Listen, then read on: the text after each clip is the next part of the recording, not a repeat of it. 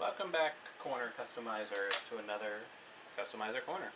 What are we customizing today? Well, we're going to break apart Supermega Saber from Power Rangers Super Mega Force. I've already removed the screws beforehand, as seen there. But mainly to speed up the process. So let me give you a quick overview of where the screws are. Well, there's one here,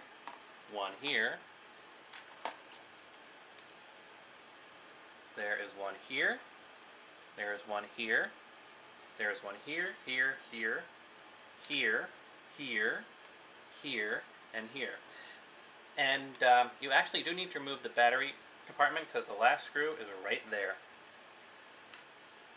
So with all those screws removed, which is a total of 1, 2, 3, 4, 5, 6, 7, 8, 9, 10, 11, 12, 13 screws, we can now pop the top off,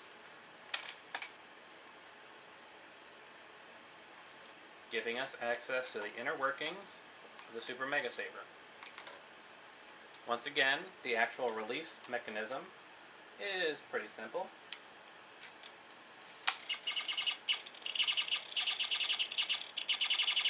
That's because the batteries aren't sitting in here properly.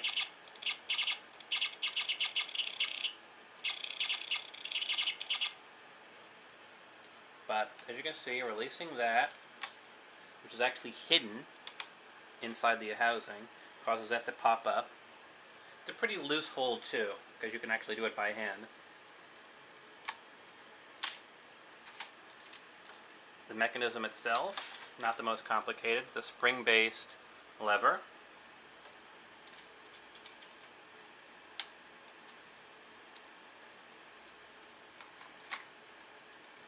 With a small little divot right here for it to latch into. So the hold isn't very strong. The mechanics are, of course, right here in the handle. It again requires watch batteries. The trigger here is, again, nothing special. It's a spring-based trigger that hits this switch here.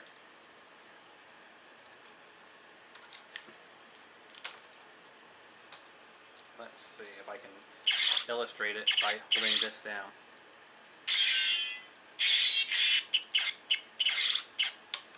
So basically, yeah, as you can see,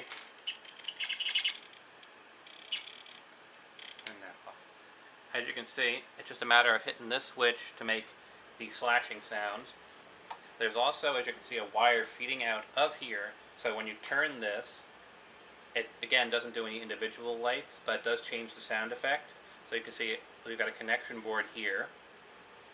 Obviously, if you're a customizer, you could connect into this port separately. And so all you have to do is pull this wire out of the little coupling housing.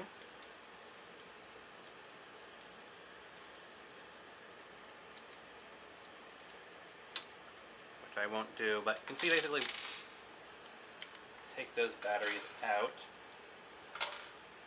But as you can basically see, it's just a little, pinhole plug. So if you were to feed a different, because basically all it's saying is that when this thing is down, it's got a key turned in the chamber, is that deliver power to this section. So when that power section's got power, it does different sound effects. As you can see, there is, if you want to say, for example, change the lighting here. Well, we've got 3, 4, we've got a handful of cables here, which feed through under and over to, pull that out,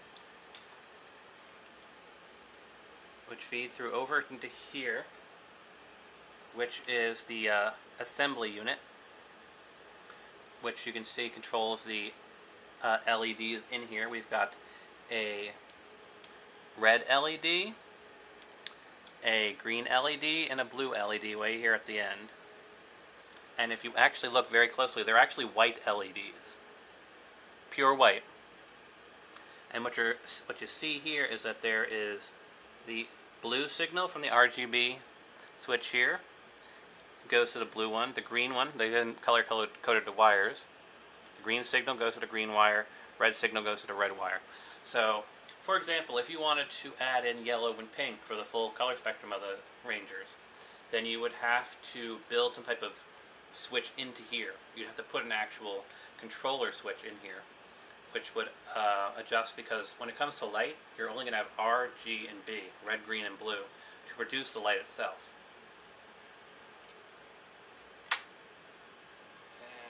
Let's see if I can pull this off.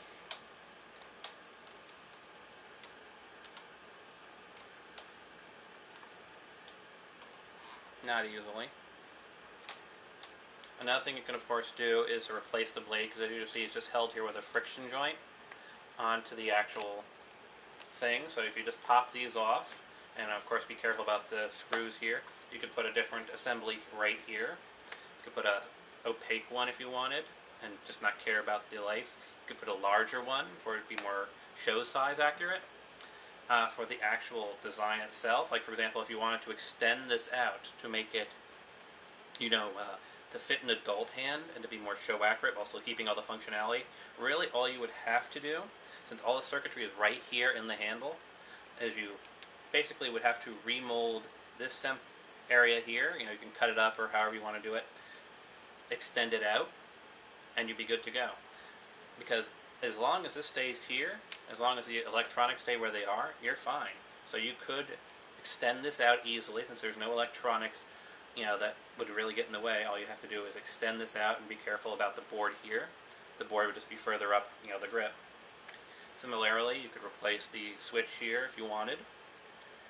You could, again, replace this with a longer blade. So there's a lot of customization you could do to make this more show accurate if you so chose. You could obviously paint this. This is, of course, just a rather simple little assembly. You see the speaker is right here. Here's the actual chamber. I have got a key, so I will put a key in here.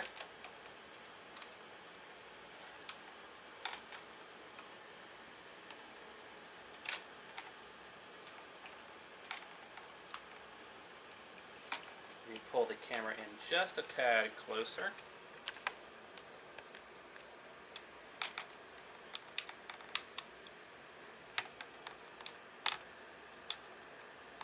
So you see, it's not the most complex of systems.